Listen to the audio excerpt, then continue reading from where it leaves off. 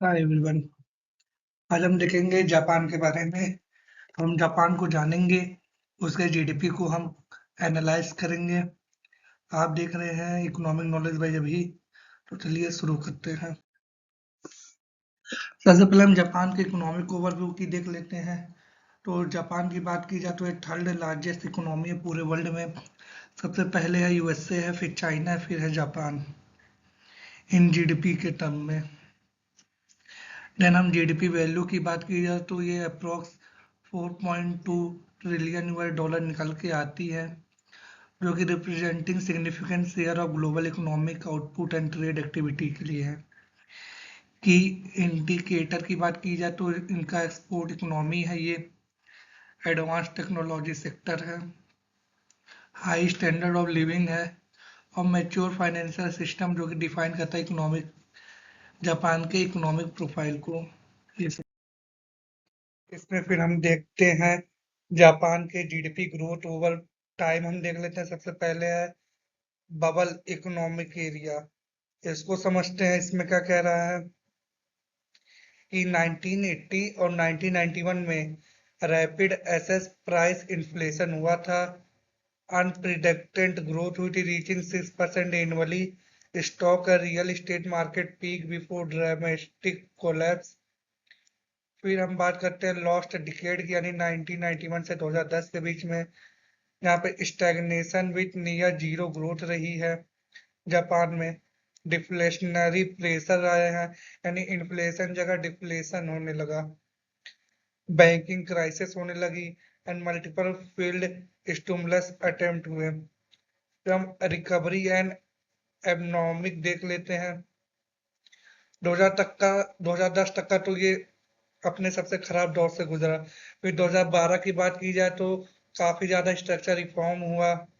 उसके बाद से जीडीपी ग्रोथ 1 से 2% रही, मॉनेटरी ईजिंग हुई, और फिर ग्रेजुअल इकोनॉमिक स्टेबलाइजेशन आया। ये चीज थी जापान के जीडीपी ग्रोथ के ओवर टाइम की। फिर हम कंपोनेंट ऑफ जीडीपी देख लेते हैं। मेनली 4 कंपोनेंट मैंने यहाँ पे बताया है। सबसे पहले प्राइवेट कंजप्शन, फिर है गवर्नमेंट स्पेंडिंग, फिर है बिजनेस इन्वेस्टमेंट, फिर है नेट एक्सपोर्ट। बात की जाए प्राइवेट कंजम्पशन की, जो कि 55% ऑफ जापान जीडीपी को कवर करता है, ड्रिवन बाय हाउस होल्ड हो गया, spending on goods services and daily necessities ये हो गया। गवर्नमेंट स्पेंडिंग की बात की जाए तो लगभग 20% कंट्रीब्यूट करता है जीडीपी का, through public service, infrastructure project and social welfare programme. बात की जाए बिजनेस इन्वेस्टमेंट की तो ये रफली 16% कंट्रीब्यूट करता है जीडीपी की। इसमें कॉरपोरेट कैपिटल एक्सपेंडिचर हो गया, इक्विपमेंट एंड टेक्नोलॉजी इंफ्रास्ट्रक्चर हो गया, ये सब चीज। बात की जाए नेट एक्सपोर्ट में तो जापान का जितना भी एक्सपोर्ट होता है लगभग 4% जीडीपी में कंट्रीब्यूट करता है। बात की जाए एक्सपोर्ट माइनस इंपोर्ट की, जो कि जापान ट्रेड पोजीशन सरप्लस रहती है, यानी जापान ज्यादा एक्सपोर्ट करता है, इंपोर्ट कम करता है। ये चीज है इसमें। फिर हम जापान के जीडीपी बाय सेक्टर ओवरव्यू देख लेते हैं। तो यहाँ पे मेनली मैंने 3 सेक्टर का दिया है। सबसे पहले manufacturing sector, service sector, agriculture sector. तो इसमें सर्विस सेक्टर की बात की जाए तो लगभग 20% जीडीपी कंट्रीब्यूट करता है। की इंडस्ट्री की बात की जाए तो ऑटोमेटिव हो गया, इलेक्ट्रॉनिक हो गया, प्रिसीजन मशीनरी हो गया, जो कि जापान का मेजर एक्सपोर्ट इकोनॉमी भी है। सर्विस सेक्टर की बात की जाए तो 70% ये जीडीपी में कंट्रीब्यूट करता है, जहाँ पे एक कंपास है रिटेल हो गया, हेल्थ केयर हो गया, टूरिज्म हो गया, फाइनेंस हो गया, एजुकेशन हो गया, ये सब चीजें हैं। बात की जाए एग्रीकल्चर की, जो कि 1% जीडीपी कंट्रीब्यूट करता है। प्राइमरी प्रोडक्ट इंक्लूड जैसे राइस हो गया, सी फूड हो गया, हाई क्वालिटी फ्रूट हो गया, ये सब हो गया। तो ये मेनली कह सकते हैं कि सर्विस सेक्टर ही जापान की इकोनॉमी का बैकबोन है, वही पूरे जीडीपी का भार संभाला हुआ है। तो इंडिया में भी मेनली कह सकते हैं कि सर्विस सेक्टर पे ही बैकबोन है, 50% सुपर है। फिर हम देख लेते हैं और कुछ सेक्टर की बात कर लेते हैं। तो सबसे पहले कंस्ट्रक्शन एंड इंफ्रास्ट्रक्चर, इसमें भी देख लेते हैं रफली जीडीपी का 5 से 6% ये भी कंट्रीब्यूट करता है, जो कि वेरियस प्रोजेक्ट हो गए, इंफ्रास्ट्रक्चर मॉडर्नाइजेशन हो गए उसके थ्रू। बात की जाए फाइनेंस एंड इंश्योरेंस की, तो ये लगभग 5% कंट्रीब्यूट करता है GDP, with Tokyo serving as Asia leading financial hub, growing fintech innovation ई रिसेपिंग द सेक्टर। ये हो गया। अदर सेक्टर की बात की जाए जैसे यूटिलिटी हो गया, माइनिंग हो गया, रियल एस्टेट हो गया, ये सब भी करते हैं लेकिन बहुत ही ज्यादा कम करते हैं। तो ये रहा ओवरऑल जो कि जापान के जीडीपी में कंट्रीब्यूट करते हैं। फिर हम मैन्युफैक्चरिंग सेक्टर ओवरव्यू देख लेते हैं। ये दूसरे नंबर पे है। सबसे पहले सर्विस सेक्टर था, फिर है मैन्युफैक्चरिंग में जीडीपी कंट्रीब्यूशन पहले ही बात कर चुका हूँ कि लगभग 20% कंट्रीब्यूट करता है नेशनल इकोनॉमी में और ग्लोबल कॉम्पिटिटिवनेस में। इनमें मेनली ऑटोमेटिव इंडस्ट्री जैसे हो गई, लीडिंग ऑटो मेकर इंक्लूडिंग से टोयोटा हो गया। आप लोगों ने काफी देखा होगा, टोयोटा, होंडा, निसान, ये सब कहाँ की, ये सब जापान की इंडस्ट्री है। तो जो कि प्रोड्यूस करती है over 9 million vehicle annually and driving significant export revenue.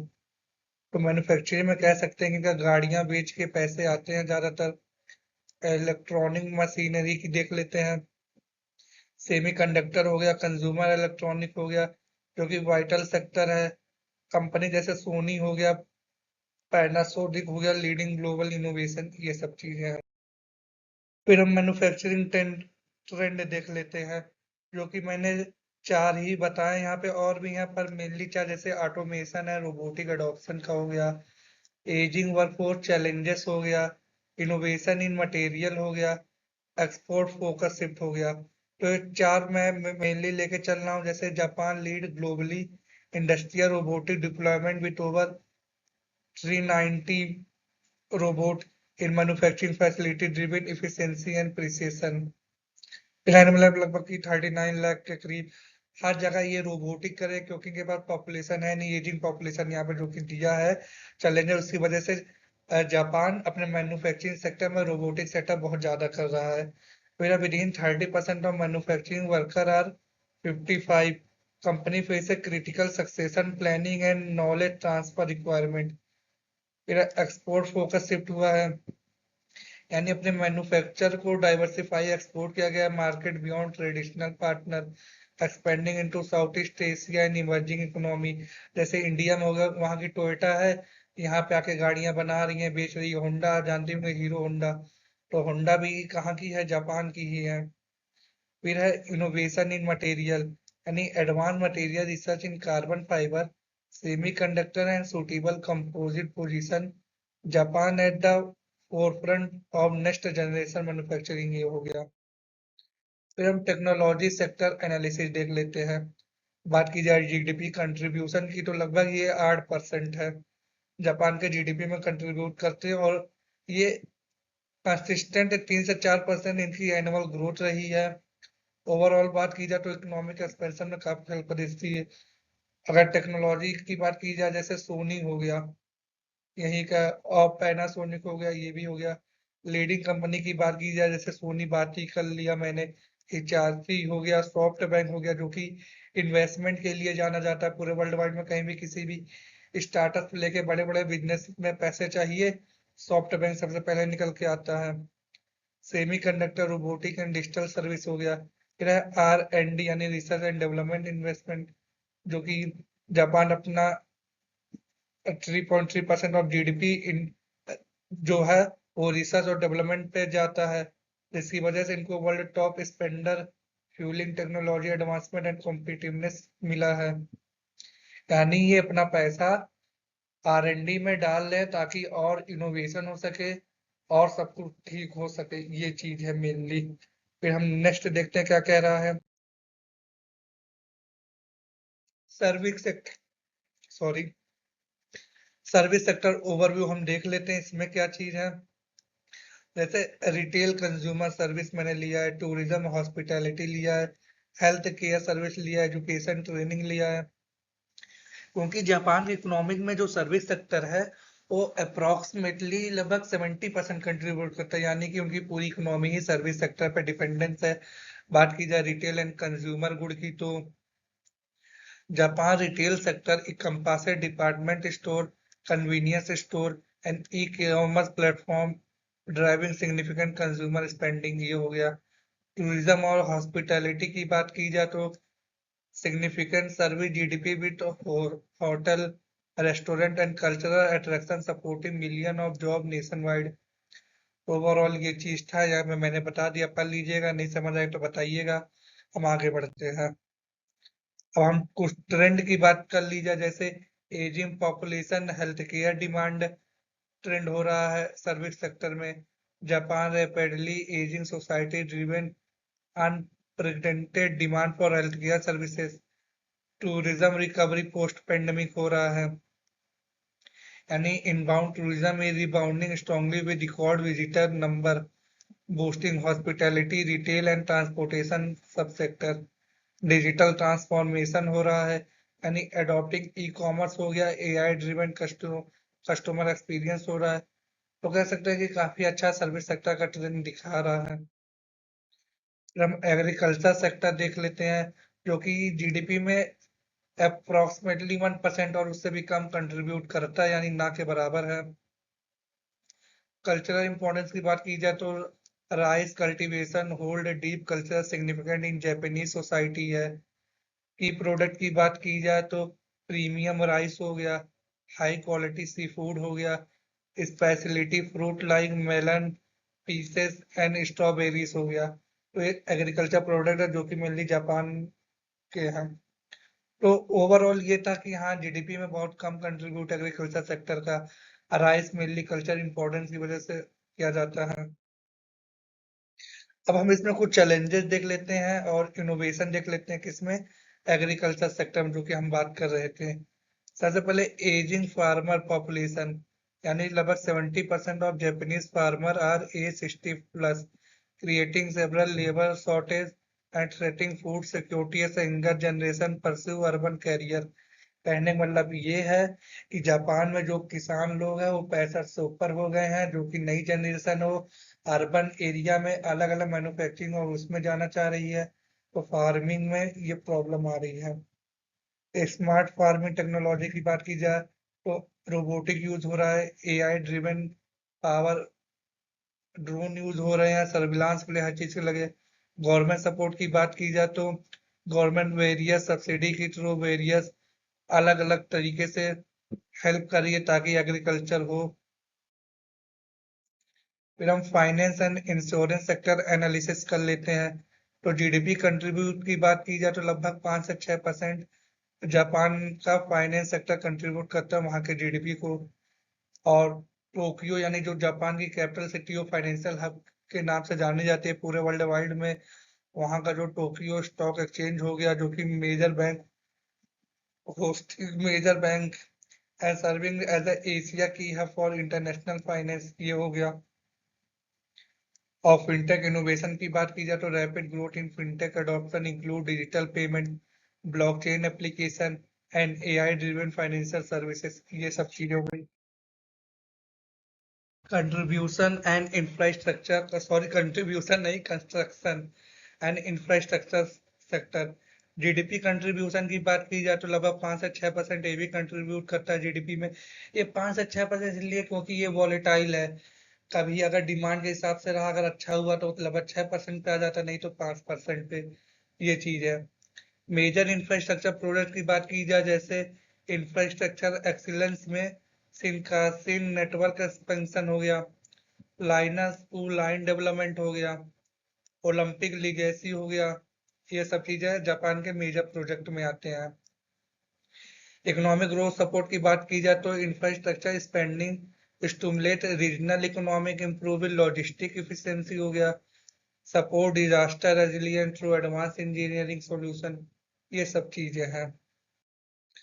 फिर हम बात करते हैं ट्रेड एंड नेट एक्सपोर्ट की। तो हाँ, जापान में की जीडीपी में लगभग 4% कंट्रीब्यूट करता है और पूरे वर्ल्ड में बहुत बड़े लेवल पे जापान एक्सपोर्ट करता है, तो उसको भी देख लेते हैं। सबसे पहले हम एक्सपोर्ट वर्सेस इंपोर्ट वैल्यू की बात करते हैं। तो जापान लगभग एक्सपोर्ट करता है 98 ट्रिलियन ईएन।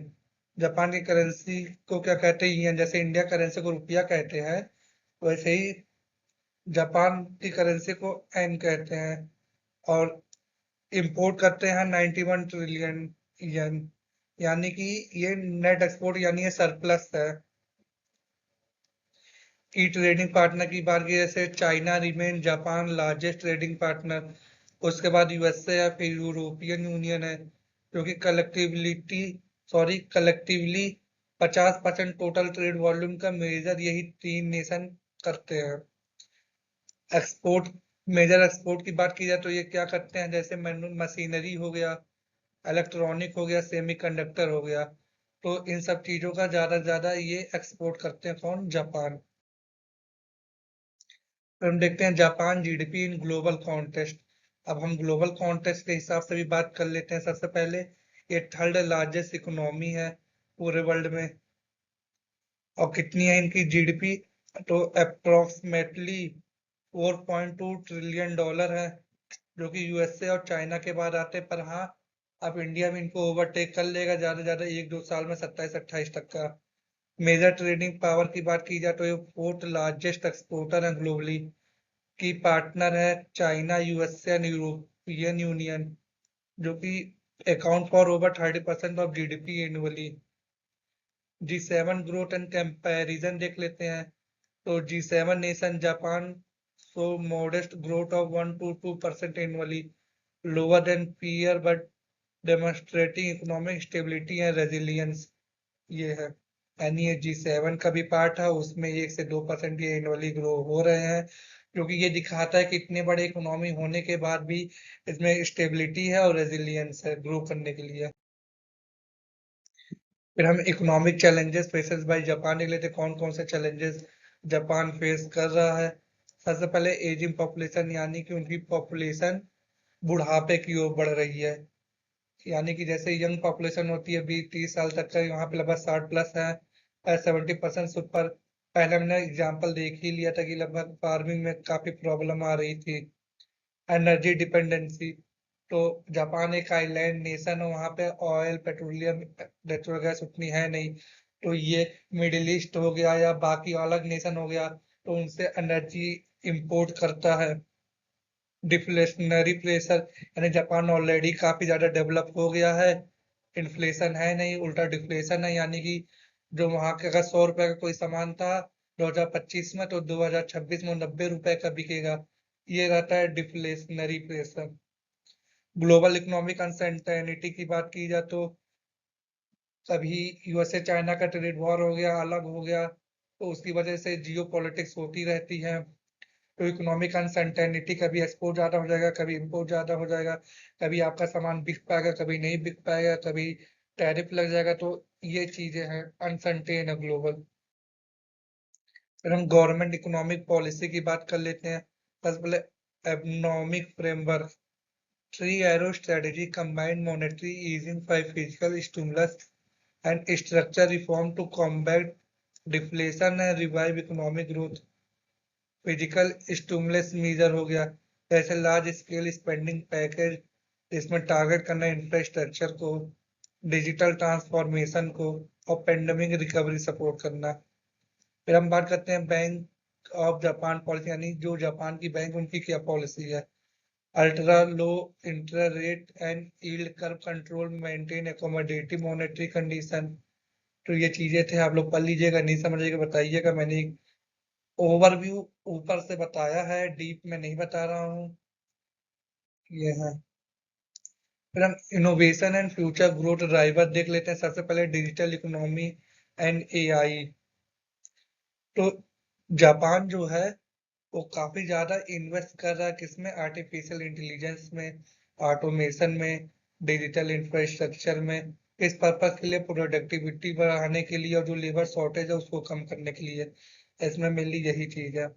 फिर ग्रीन एनर्जी सस्टेनेबिलिटी, तो हर कंट्री की तरह जापान ने भी टारगेट किया कि 2050 तक वो नेट कार्बन एमिशन होना चाहिए, यानी कार्बन न्यूट्रलिटी पे फोकस करना चाह रहे हैं, जिसके लिए इन्होंने रिन्यूएबल एनर्जी पे इन्वेस्टमेंट किया है, हाइड्रोजन टेक्नोलॉजी पे वर्क कर रहे हैं। फिर है स्टार्टअप इकोसिस्टम डेवलपमेंट, तो टोक्यो को फाइनेंशियल हब के नाम से जाना ही जाता है पूरे वर्ल्ड वाइड में, तो ऐसा सिस्टम बनाया ताकि ज्यादा से ज्यादा स्टार्टअप ओपन हो।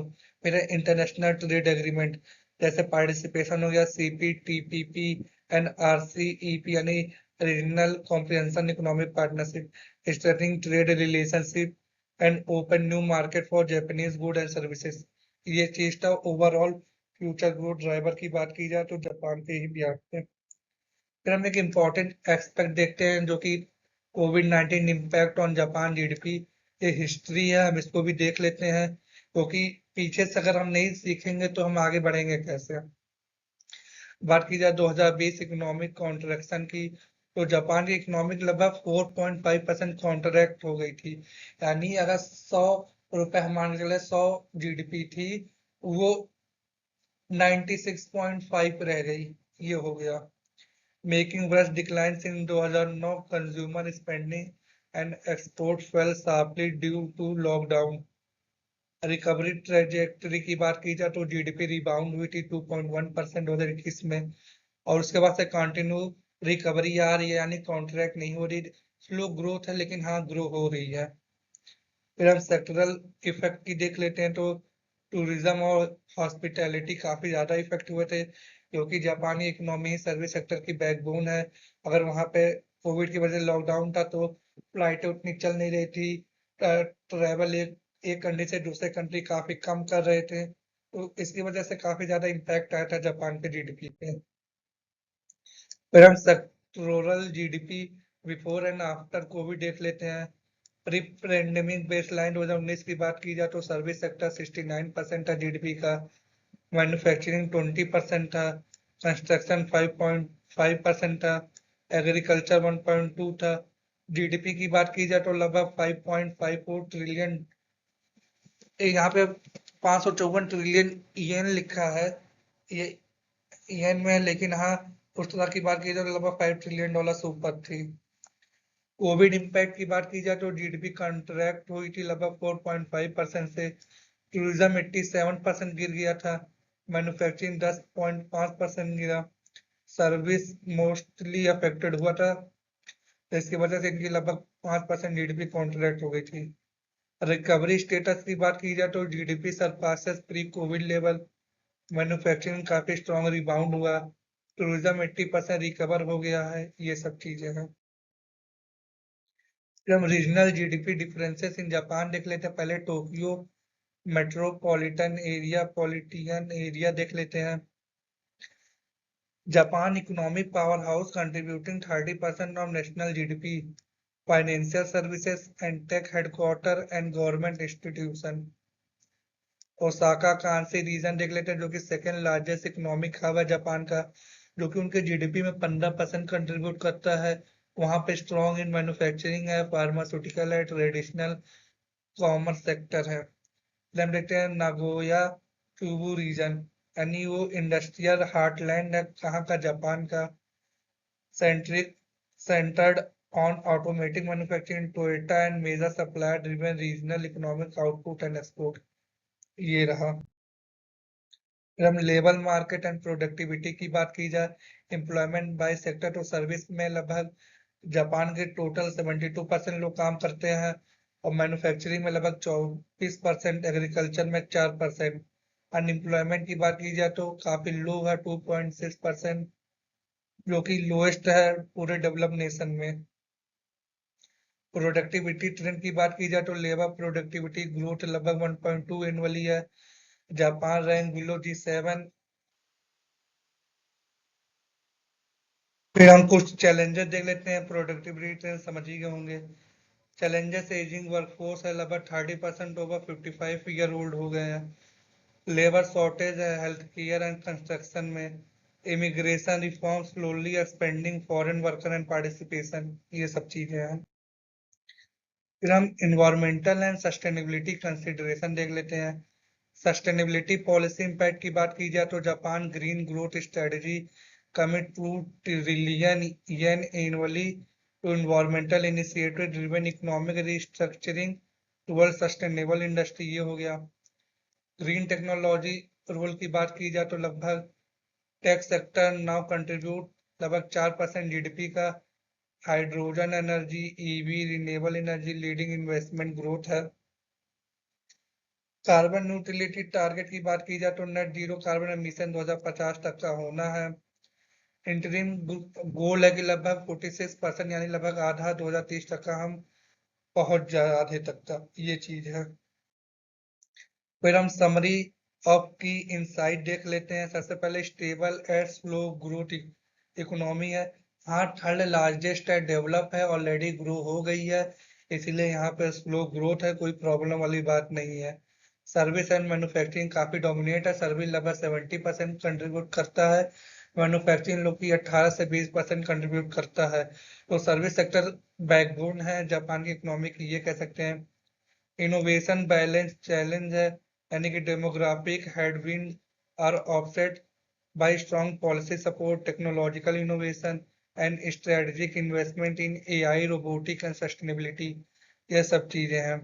तो ये थी ओवरऑल समरी, भी और इसमें देखते हैं। फिर हम आउटलुक फॉर जापान जीडीपी देख लेते हैं। एक्सपेक्टेड ग्रो रेट की बात की जाए तो 1% से 1.5% तक का टारगेट किए हैं 2030 तक का, जो कि gradually recovery bye domestic consumer and export resilience ये हो गया। पोटेंशियल सेक्टर शिफ्ट की बात की जाए तो डिजिटल सर्विस हो गया, ग्रीन टेक्नोलॉजी हो गया, हेल्थ केयर सेक्टर हो गया, manufacturing with pivot toward high value automatic और ईवी प्रोडक्शन के ऊपर हो गया। एक्सटर्नल रिस्क एंड अपॉर्चुनिटी की बात की जाए तो की risk included global trade tension, energy price volatility, opportunity line in Asian market expansion and strategic trade partnership, ये चीजें थी जापान के फ्यूचर आउटलुक के हिसाब से।